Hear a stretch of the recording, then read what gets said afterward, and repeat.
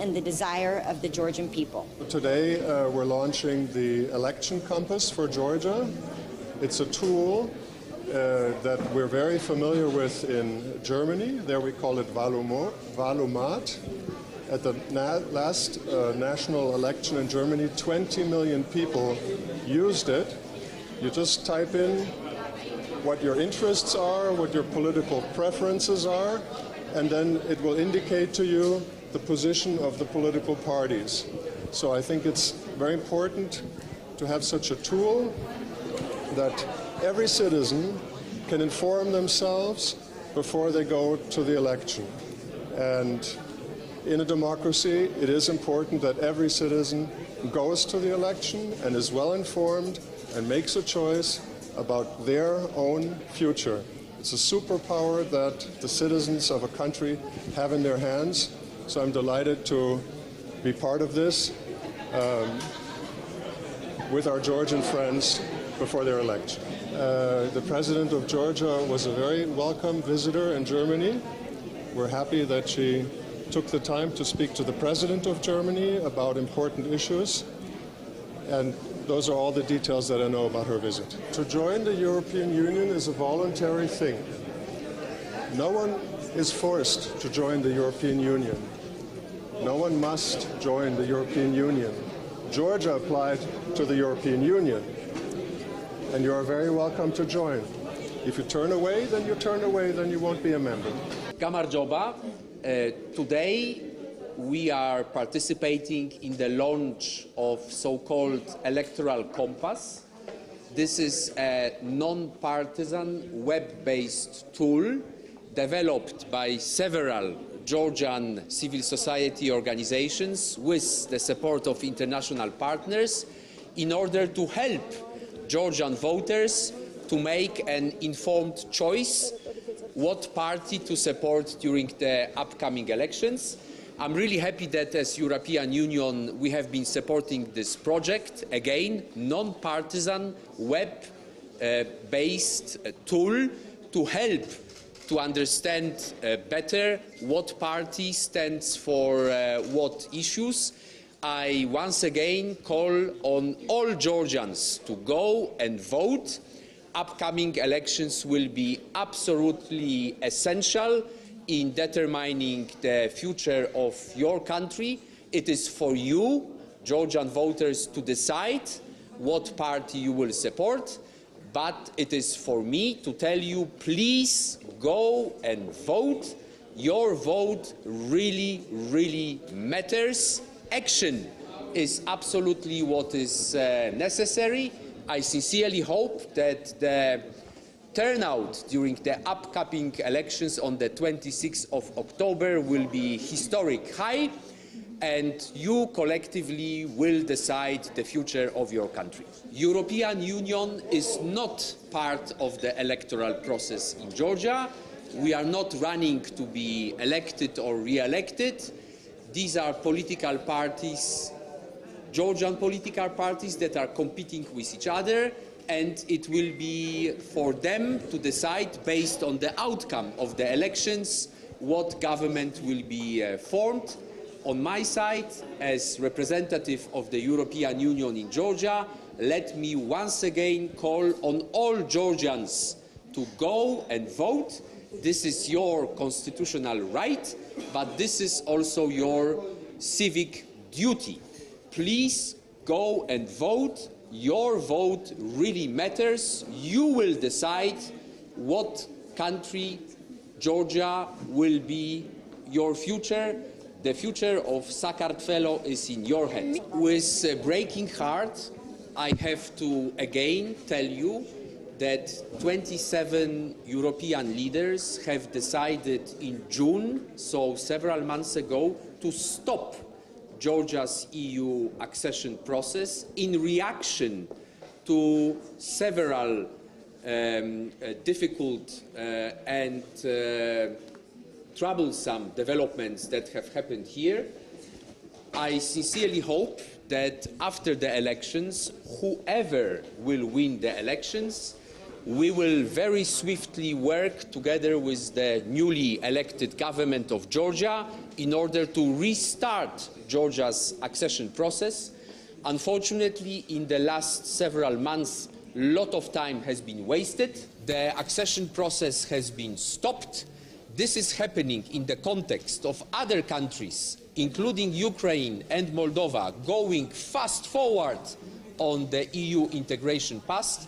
We really need to catch up, and everything depends on the vote on the 26th of October. So again, I urge every Georgian citizen eligible to vote to exercise his or her right to go and vote. And as European Union, we have made crystal clear we are ready to work with any government of Georgia to be elected after the 26th of October elections. On our side, we have made it loud and clear, our doors are open for Georgia. We are waiting for you. Let's not waste any one more minute. Let's restart Georgia's path towards EU membership. The choice is in the hands of Georgian people. It is for the Georgian people to decide what government they want to have. In case this government will be interested in EU's integration process of Georgia, on our side, we are ready to work with any government democratically elected by the Georgian people on the 26th of October. Since you asked me about the recent electoral announcements of the ruling party, let me tell you and all the viewers loud and clear that European Union is based on certain values. Those values are non-negotiable. Those values are enshrined in treaties. This is freedom, democracy, rule of law, rights of minorities, and we sincerely hope that during the elections on the 26th of October, Georgian people will elect a new government that would stick to those norms. And let me say very openly, if Georgia will become one-party state, if Georgia will become a country in which political opposition is banned, if Georgia will become a place where civil society needs to go abroad to operate, if basic human rights, including rights of minorities, are not protected, then Georgia will not become a member of the European Union, neither today, nor tomorrow, nor the day after tomorrow. These are non-negotiable principles that every current member state of the European Union and every future member of the European Union needs to strictly observe. We sincerely hope that the upcoming elections will be free and fair, that they will be competitive, inclusive, transparent, that they will be held up to the highest international and European standards, and I sincerely hope that this will be the case. However, in case they will be not held up to the best international standards, and this is what will be the opinion of international observers, local observers, we will be waiting for the assessment from OSCE ODIHR, then of course we will be ready to respond to any developments, including the worst-case scenario of electoral violence and the possibility of rigging of the elections.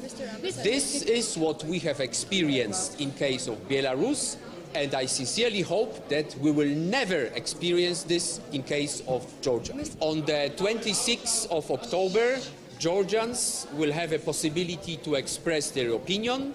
I sincerely hope that the turnout will be really high, that people will go and vote, because yes, I agree, this will be historic elections that will decide on the future of Georgia. Georgian government has invited international long-term observation mission. This mission has already arrived. This mission is composed of observers coming from all OSCE member states, including all 27 EU member states. This is the international standard setting when it comes to electoral observation.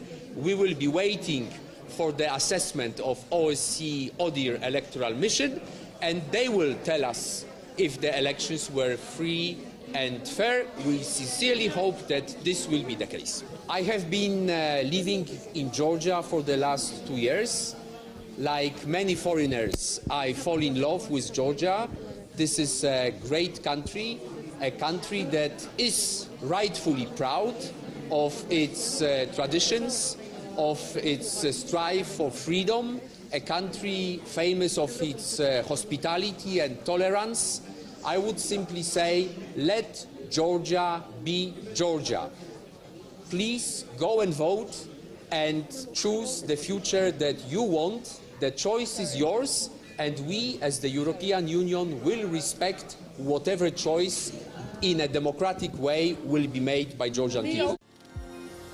A rapid expansion in services coupled with higher domestic consumption has accelerated Georgia's economic growth in 2024, according to a new Asian Development Bank report. The Asian Development Outlook, September 2024, forecasts Georgia's gross domestic product to grow by 7%, a notable increase from the earlier projection of 5% growth made in April 2024. The outlook for 2025 remains unchanged, with an anticipated growth of 5.5%. The checkpoint sat down with Lilia, Aleksanyan, an economist at ADB's Central and West Asia Department, for more in-depth insights. Lilia, thank you for your time, and thank you for taking our questions. Lilia, ADB has raised to 2024 growth forecast for Georgia. What is the logic behind this decision? Thank you very much for the invitation. So as you mentioned, last week we released our flagship report, Asian Development Outlook, and we revised up 2024 growth forecast for Georgia. So now we expect growth to reach 7.0% instead of 5.5% that we were expecting earlier this year.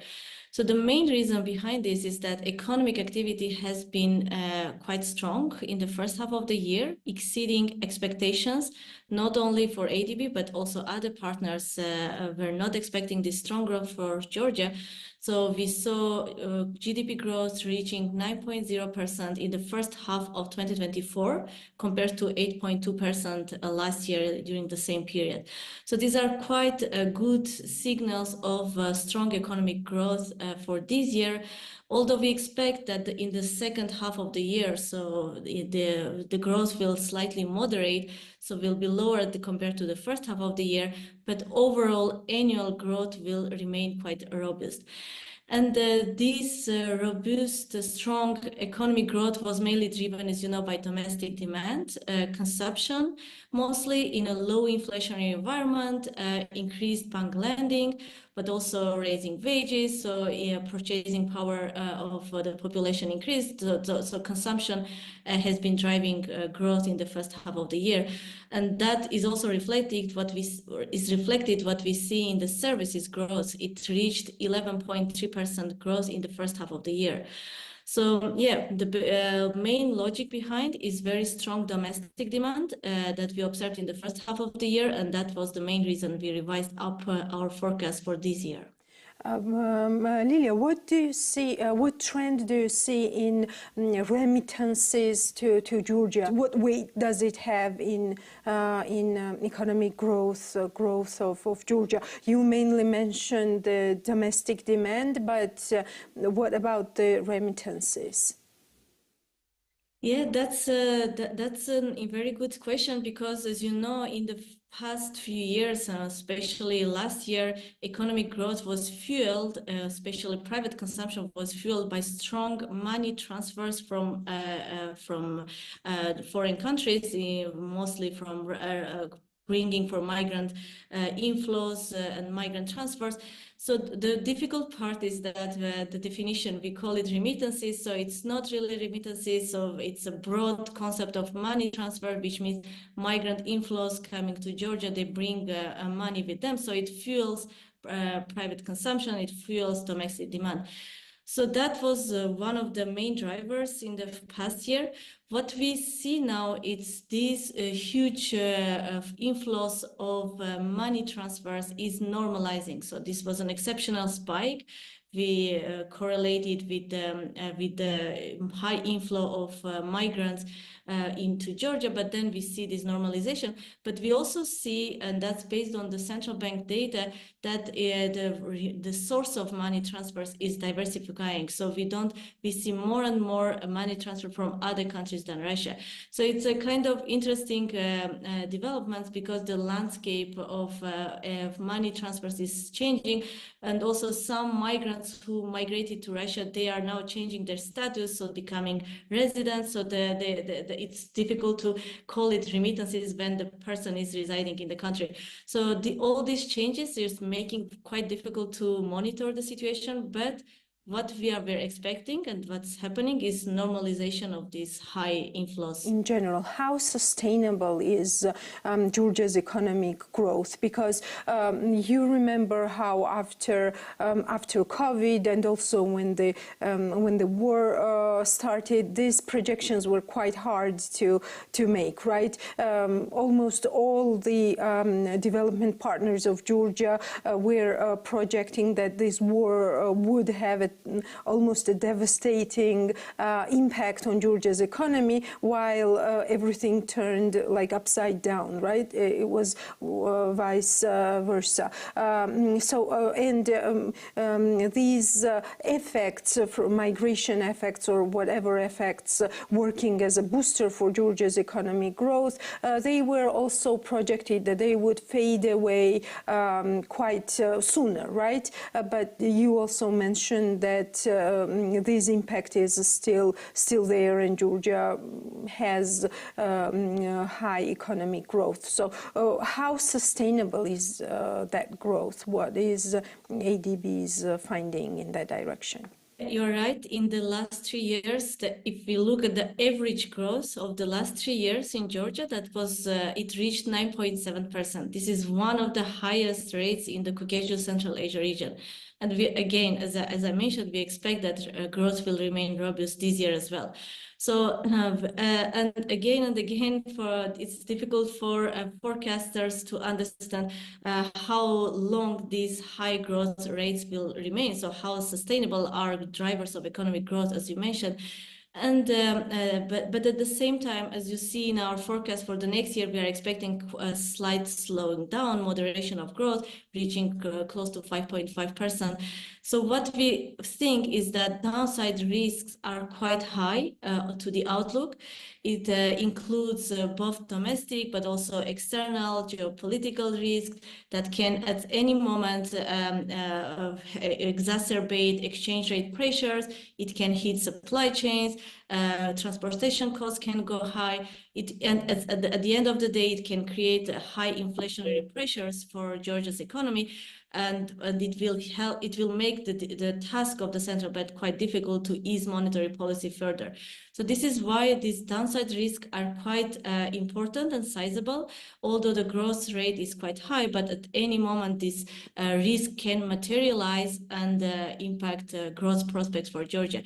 So this is why, and you see in the central bank's communication as well, the central bank is quite cautious because this downside risk may create inflationary pressures and make it difficult to ease monetary policy further. So yes, it is difficult to right now say that these growth drivers of the past few years are sustainable because they were due to quite exceptional factors. But the good news is that there are some structural changes are happening. So right now the potential growth of Georgia is estimated to be close to 5%. So if the structural reforms bear their fruits and become effective, we will see this potential growth to become higher, so sustainable and more sustainable. Thank you so much, Lilia, for that clear answer. Does ADB see like Georgia's economy is more dependence on Russian economy? And this, my question, stems from the geopolitical risks that you also mentioned, and also the sanctions list. Probably you have also watched Sky News several reports when they are talking about the possible sanctions evasions because of this automobile industry and the doubts that have been there forever, right? But do you see these trends of Georgia getting more dependent at some point on Russia's economy? And do you weigh this in as one risk that Georgia might have at this point? Actually, not only for Georgia, for the whole Caucasus Central Asia region, we are clearly mentioning that this is part of the downside risk. That's what is called this geo-economic fragmentation risk, where trade flows are changing, and countries are trying to adapt to new trade routes, etc. So this is creating this geo-economic fragmentation, and of course it brings some risk itself, because businesses it will be difficult for businesses to adapt. It will take time, and also it can push transportation costs high. Again, that creates inflationary pressure. Uncertainty in commodity markets can be an issue for the economy, because again, it translates very quickly to domestic inflation when commodity markets, including oil prices, go up, not only due to due to geopolitical challenges in the region, including what we are seeing now in the Middle East. So that can really bring these external shocks to domestic economies of Georgia. And this is part of the downside risk we are considering, not only for Georgia, but for all countries of the Caucasus and Central Asia. When you mention this domestic policy uncertainty, that's part of this bigger picture, as you say. And what do you mean more specifically under this domestic policy uncertainty?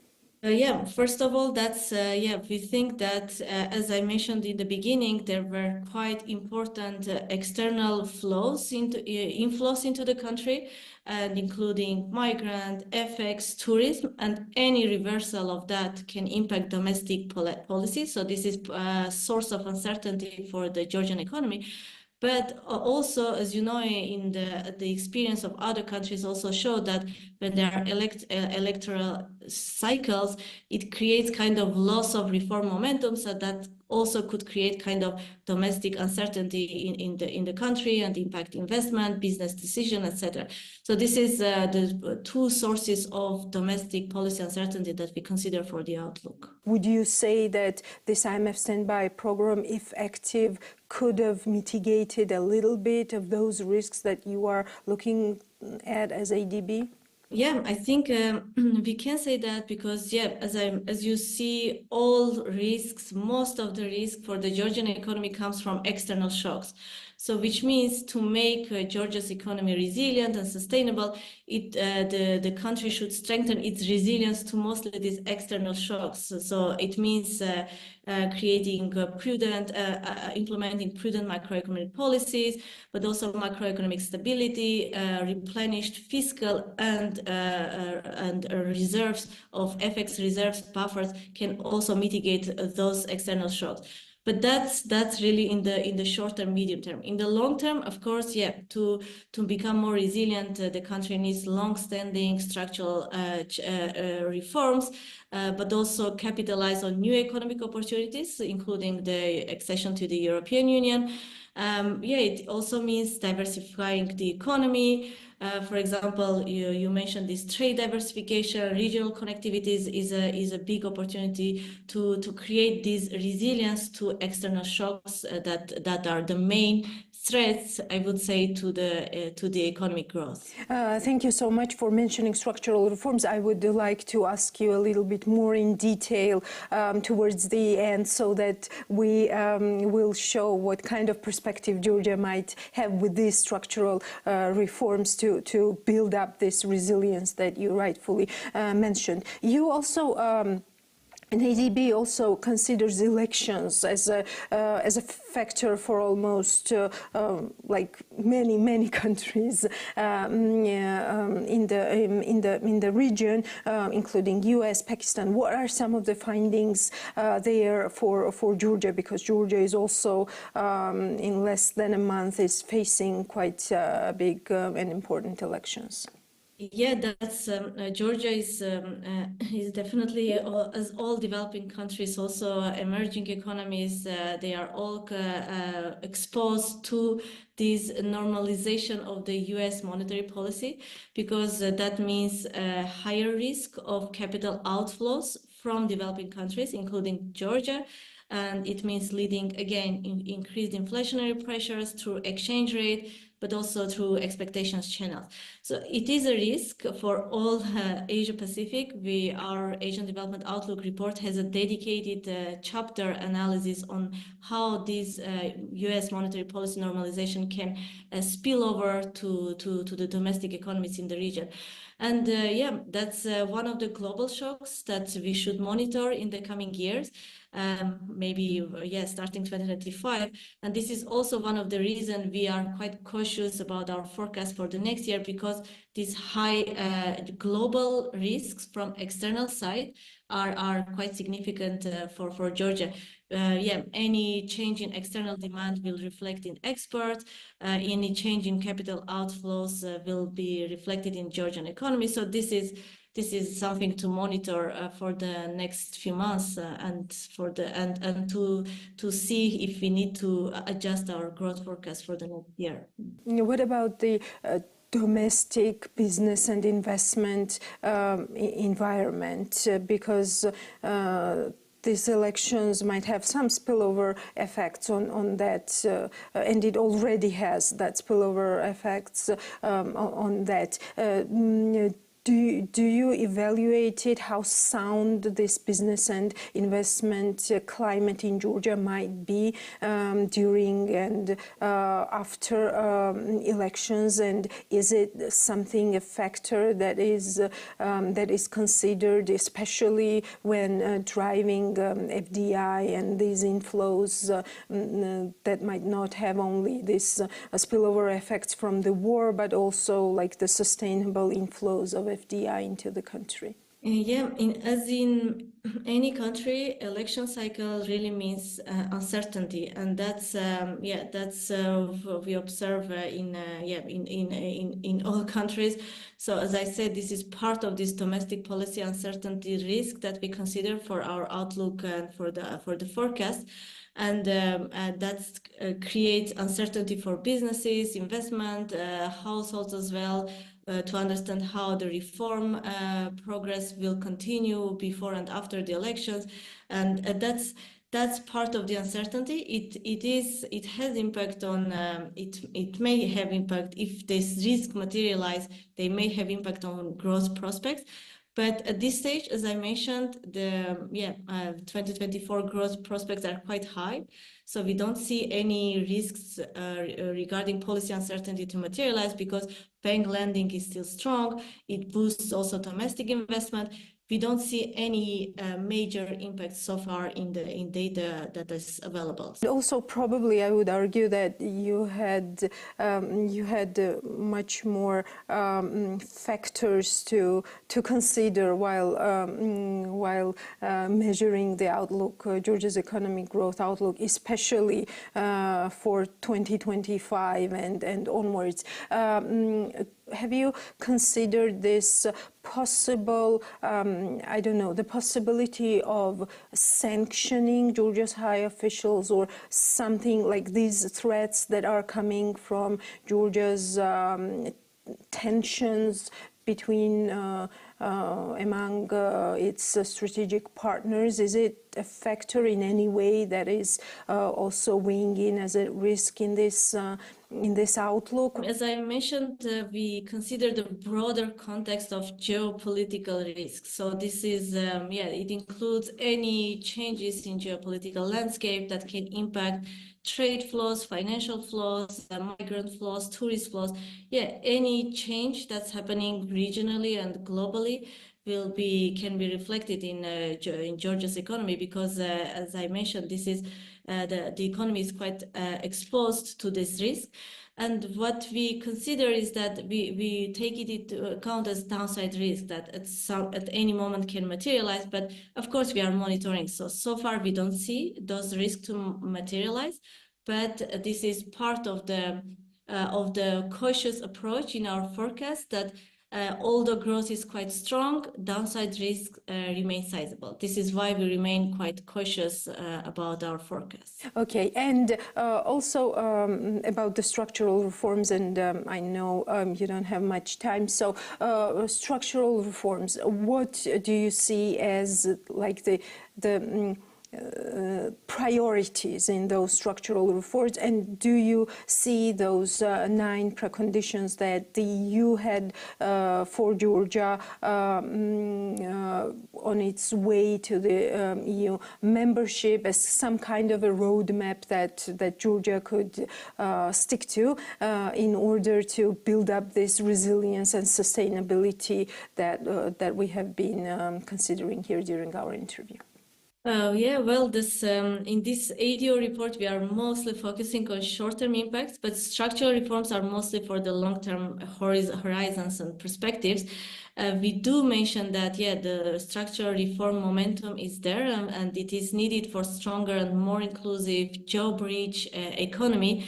It includes many aspects that's also included in ADB Georgia country partnership strategy. We see all these infrastructure bottlenecks, transport, energy sectors, low sectoral productivity growth in agriculture. That is a very important area to invest and to implement reforms. Aging population, outward migration, but also, yeah, that could be financial sector, access to finance. So these are really long-term reforms to implement, but these are also important to take advantage of economic opportunities that emerge for now for Georgian economy, including the prospects for joining the European Union. What about the middle corridor, Lilia? Is it a real, tangible tool for developing further at this point, looking not only to Georgia but looking to the region as well more broadly? So ADB has very extensive work on this. As you know, our Central Asia Regional Economic Cooperation Program, CAREC program, is focusing on this middle corridor development. We have several knowledge products, technical assistances in this, including Georgia. So we do see opportunities for, as you mentioned, these tangible opportunities for Georgia, but mostly, of course, medium long term, because this requests investments in infrastructure, in services development. But the opportunities and the potential is there. This increased connectivity that can help unlock potential and new trade routes. We have one upcoming study that will be published soon, and basically it will look at trade flows and transport route opportunities for this middle corridor. Well, without going into details, the main conclusion of that study is that it is a viable option for CAREC countries, including Georgia, to achieve this strategically important goal, which is diversifying from traditional transport routes and also diversifying external and trade partners. So this is what this study will conclude, and also it is based on already existing studies by other development partners. You know, EBRD, OECD, World Bank, they all released the studies mentioning this important and tangible opportunity for many countries in this region, including Georgia. Oh, thank you so much. Looking forward to that study. And my last question: what does ADB at this point see as like how to say, like a bankable infrastructure projects that Georgia might be looking at in this light that we have discussed to make this middle corridor opportunity a more tangible one, not only for Georgia but for the region as well? Well, the country partnership strategy that we released earlier this year in March is, I would say, increasingly focused on that issue, how ADB can help the Georgian government to make it as a regional champion to increase connectivity, leverage the geographical advantage of Georgia. And make it as a regional gateway connecting the Caucasus and Central Asia to Europe and the rest of the world. This is really the essence of the country partnership strategy of ADB with the Georgian government in the next few years. And it includes many different areas for investment, mostly complex infrastructure, transformative policy reforms. It includes a lot on how the private sector development role can increase and how to help Georgia to build this multimodal transport network. But it also includes, of course, issues on climate change, disaster resilience. So yeah, this I would say the next few years up to 2028, our country partnership strategy is quite clear that this connectivity and higher infrastructure development is the core of ADB Georgian government partnership. Thank you so much, Lilia, for this very interesting insights and very interesting interview. And I would like to conclude with the message that you have briefly mentioned during our interview, that EU membership is essential for Georgia. Why does ADB support Georgia's EU membership at this point, and how that relates to Georgia's sustainable economic prosperity, so to say, and that will be your last message from our interview to our viewers and followers. ADB, here again, I would refer to our country partnership strategy document. It clearly mentions that ADB, Georgia's role as a regional gateway to Europe, and the rest of the world is one of the main goals for ADB in the coming years.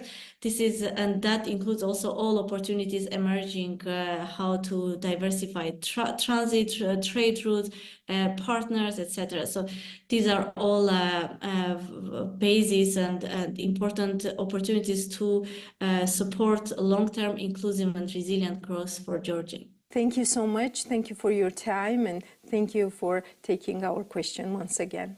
Thank you very much for the interesting discussion. More on the news in the economy this week in our short overview. The Georgian government presented the initial version of 2025 budget to the parliament. According to the Ministry of Finance, the next year's budget is planned with conservative approach, considering the following macroeconomic aspects. Real economic growth is expected to be 5.5%, with a medium-term prediction of 5.3%. The nominal GDP projection is 97.4 billion lari. The 2025 consolidated budget has a total expenditure of 31.2 billion lari, which completely covers the state's commitments. The budget for healthcare and social security programs has grown by more than 870 million lari. The funding for education and scientific programs has grown by more than 370 million lari. The funding for Ministry of Defense, the Ministry of Internal Affairs and Security Service increased by more than 330 million lari. More than 7 billion lari will be spent on infrastructure development. Agriculture programs receive almost 630 million lari, while environmental protection program receives 240 million lari. Employee salaries in budgeting organizations are expected to rise by 10% by 2025. In 2023, compared to the previous year, the volume of business sector turnover increased by 12.6% and amounted to 204 billion lari, according to the National Statistics Office of Georgia. The increase was observed in the production value of business sector as well. In the 2023, production value equaled 77.9 billion lari, which is 8.5% more year-on-year. In the 2023, large business generated 66.8% of total turnover, while medium-sized business generated 15.3%, and 70.9% was generated by small business. Distribution was slightly different in case of total production value. 47.1% was on large business, 24.6% on medium, and 29.3% on small businesses. In 2023, total purchase of goods and services carried out by enterprise equaled 109 billion lari year-on-year, while the purchase of goods and services for resale amounted to 71.2 billion lari. Georgian Economy Minister Levan Davitashvili on Thursday said economic progress stably and predictably of country had caught the attention of Saudi Arabia, leading to the discussions about potential investment in various sectors of domestic economy. Davitashvili said projects related to investing in the transport and logistics sector, real estate, hospitality, oil and gas discoveries and energy had been discussed during a meeting with representatives of a Saudi business delegation visiting the country as a part of Georgia's Saudi Arabia Business Forum. Cooperation between two countries in trade and investment is crucial. We have discussed potential investment opportunities in Georgia with specific businesses. I believe making these investments can attract additional foreign investments and create more business opportunities, Davitashvili said. The forum saw participation of about 70 Saudi business people representing trade, logistics, energy, real estate, tourism, transport, IT technologies, medicine, and construction sectors. A memorandum of understanding was also signed between Medical Bridge, Polymer Solution, and Gulf Pharma within the forum, which the Ministry of Economy said was expected to result in investing of over 50 million euro in Georgia. Tbilisi Mayor Kakakaladze officially unveiled 25 new 70-meter mount buses during a ceremony at Europe Square attended by representatives from Tegeta Holding and MAN Truck and Bus.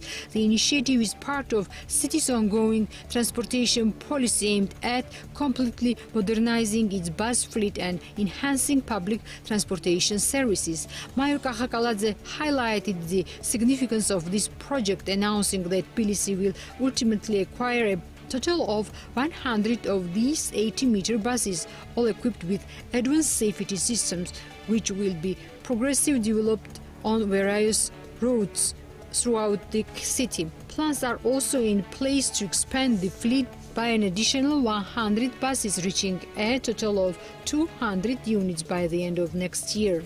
Our goal is to make public transport accessible and efficient so that navigating the city is seamless, Kaladze stated, adding that the city is currently working on infrastructure improvements to introduce more dedicated bus lanes. The new buses, powered by compressed natural gas, can accommodate up to 172 passengers, including 43 seats. They feature a variety of modern amenities for enhanced passenger comfort. Currently, 75 of 80-meter buses are already in operation within the city. The remaining 25 will be integrated into the network gradually, with the complete fleet of 200 buses expected to be fully operational by the end of 2024. The National Wine Agency of Georgia on Thursday said 278,000 tons of grapes had been processed across the country, with revenues reaching 415 million lari and benefiting around 20,000 wine growers. The agency said 276,000 tons of grapes were harvested in Georgia's eastern winemaking region of Kakheti, while 1,630 tons came from the western Racha region and the remainder sourced from various other wine-growing areas across the country. So far, 450 wine companies and wineries have participated in the harvesting process, with the next phase beginning in Sageri municipality. In a bid to promote the sale of harvest, mainly grape quality, and support the stable development of winery industry, the Georgian government announced harvest subsidies. Under this initiative, companies that paid a minimum of 1 lari per kilogram to wine growers for Katsiteli grapes harvested in Kakheti qualified for state subsidies. In Raja, companies that compensated wine growers with at least 8 lari per kilogram for Alexandroli and Mujuleturi grapes grown in Huanchgara microzone received a state subsidy of 4 lari. Georgian Minister of Environment Protection and Agriculture Otar Shamugi attended the inauguration of a new citrus processing plant in Kobuleti seaside resort of Achara region. He was joined by First Vice Prime Minister Levan Davitashvili and Achara government chairman Tornike Rizhvadze. Minister Shamugi noted that the new facility is fully equipped with modern technologies and funded through foreign investment. Every year between 10,000 and 15,000 tons of citrus fruits are processed in the region. It's essential to have a modern enterprise that facilitates the receipt and processing of citrus from local farmers. The plant will produce concentrated juice for export, including to the EU market. Projects of this scale are important for our country and its agricultural sector. We welcome these investments and will do our utmost to support investors, he said. The Georgian Slovak company Beria Orbi Ltd has invested over 3.5 million euro in the venture and plans to expand both its investment and product range. In September 2024, the consumer price index increased by 0.3% compared to the previous month, while the annual inflation rate amounted to 0.6%, according to the National Statistics Office of Georgia Geostat. With regard to the annual core inflation, the prices increased by 0.9%, while the annual core inflation without tobacco amounted to 0.8%. The annual inflation rate was mainly influenced by price changes for the following groups. Transport, the prices for the group increased by 4.3%, contributing to 0.52 percentage points to the overall index. Within the group, the prices increased for transport services 6.1%, operation of personal transport equipment 4.4%, and purchase of vehicles 2.1%. Alcoholic beverages and tobacco, the prices increased by 4.9%, with a relevant contribution of 0.34 percentage points to the overall annual inflation rate. The prices increased for both alcoholic beverages 7.2% and tobacco 2%. Restaurants and hotels, the prices went up by 7.5%, contributing 0.25 percentage points to the overall annual inflation rate. The prices in the group increased for accommodation services 11.1% and catering services 6.4%. Communication, the prices decreased by 12.8%, contributing minus 0.48 percentage points to the overall index. How did the business do this week? Natia Taktakishvili will tell us more. Company Strada Motors, which already unites world-famous brands Fiat, Jeep, Alfa Romeo and Dodge, has become the official dealer of Chevrolet in Georgia. Within the framework of the bilateral agreement, Chevrolet vehicles will become available in Georgia and customers will have access to official car services. The showroom is located in Tbilisi on David Aghmashenebeli LA. The showroom was designed according to the brand's international standards and offers visitors a comfortable environment. According to the company, the showroom features the best-selling Chevrolet models, including the very popular crossovers, the Tracker, the refined sedan Onyx, and the very budget Cobalt. Today, the Chevrolet brand offers customers high-tech, safe, comfortable budget models at a very affordable price. Company Strada Motors was founded in 2010. The company serves up to 1,000 customers every month. TV is a facility that combines a restaurant for 60 persons and offers customers boat trips on the River Quarry. As the founder of TV says, the main idea of their project was to increase the interest of locals towards the River Quarry and popularize this service. The primary goal is almost fulfilled because today TV has quite a lot of customers and most importantly, their number is still growing. Nicholas Korkotadze, the founder of the company, declares that in the next 2 weeks under the TV brand, the first boat will appear in the Tquari River, which will be able to serve over 30 people. According to him, the boat will be equipped with modern standards which will ensure comfortable boat tours for the guests. In the next 2 weeks, the first ship will appear in Tquari. It will accommodate 30 people and will be equipped with the modern system, including air conditioning and heating. The new boat will allow us to host large groups, thus making Tquari even more popular. Along with group tours, it will be possible to organize events on the ship. A half-hour tour on the TV cater boats costs 25 lari. For locals, the price for tourists amounts to 50 lari. TV has been operating for about a year. The investment made for the business development exceeded 1.5 million lari. AgroHub opened another new branch near Sports Palace Saburtalo district. The main concept of the new branch is unchanged, and the goal is to supply each brand with healthy and natural products daily from AgroHub's central enterprise. However, the supermarket has rather different format from the traditional AgroHub hypermarket, as this branch is smaller in size. We're glad that another successful project of AgroHub has been implemented. The company is growing and we are adding branches that are tailored to the customer's demand. Of course, the new branch, like other facilities, will be supplied with various products from our center enterprise. The customer can also meet world-leading brands exclusively in our chain. Georgi Jashiashvili, director of AgroHub, said it's important that AgroHub currently employs more than 2,000 people, of which 150 people are employed in new branch. 2024 turned out special for AgroHub as the company added 2 new facilities in Q1 2025. Another branch will be opened in Saburtalo district, and it's also planned to open another branch in Kutaisi.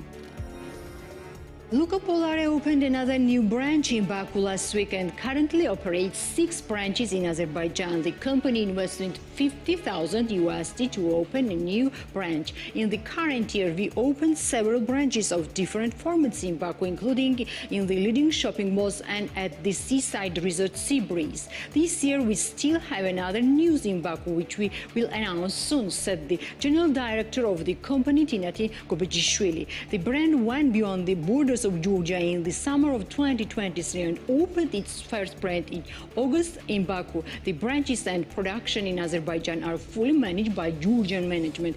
However, both service and production departments are staffed with local population. Luca Polare is an ice cream cafe chain that offers its customers about 100 types of ice cream, exclusive coffee, lunch, and various sweets. The brand has been operating for 16 years and it's represented in 5 cities across Georgia, 16 branches in Tbilisi, 6 in Batumi, 1 in Kabuleti, Kutaisi, and 6 branches in Baku, Azerbaijan.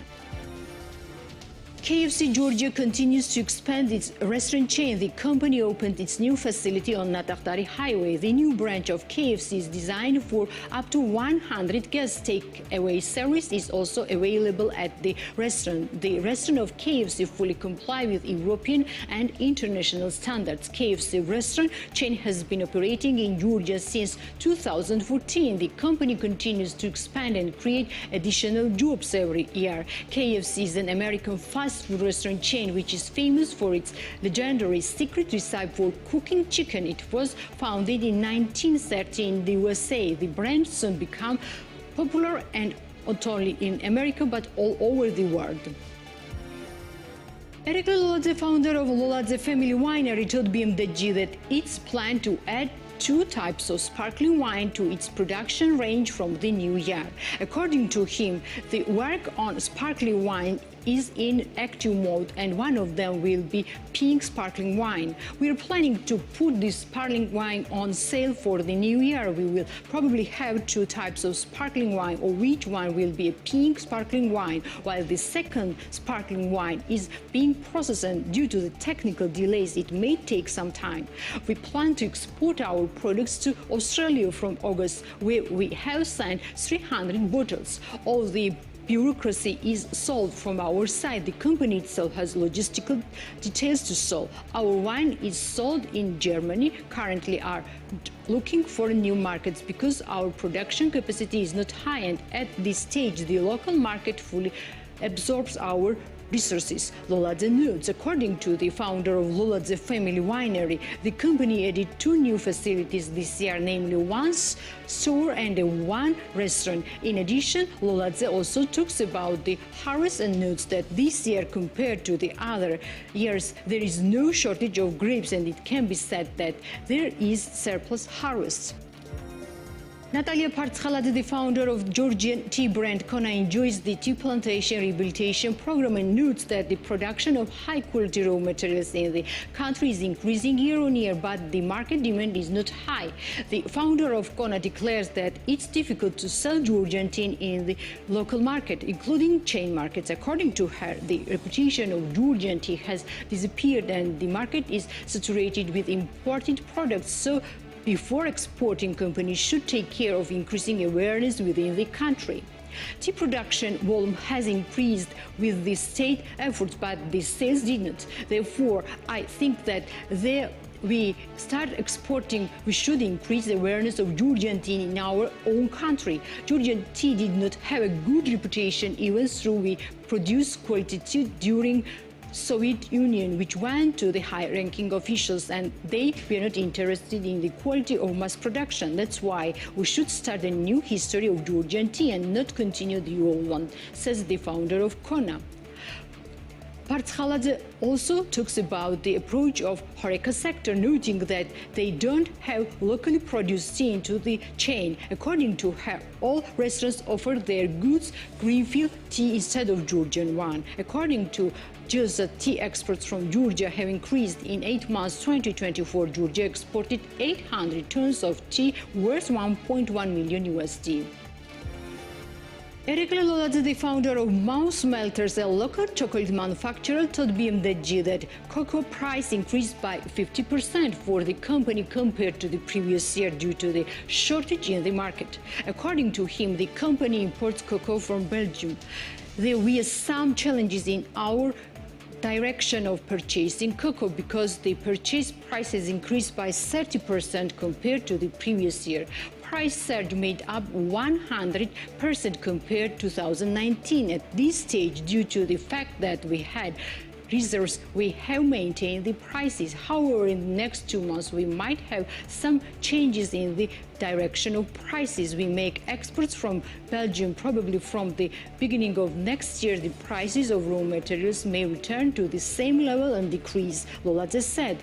The chocolate workshop is located near the city of Tskheta. The founders of the company invested 60,000 lari in the production. At this stage, the enterprise employs 7 people.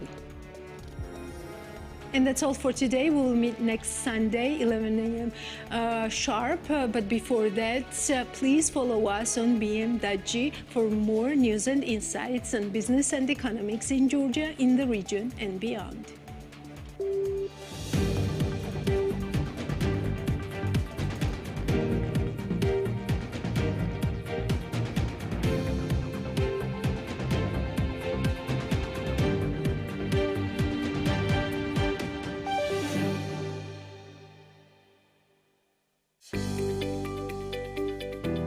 The Checkpoints is presented by pharmaceutical company GM Pharma.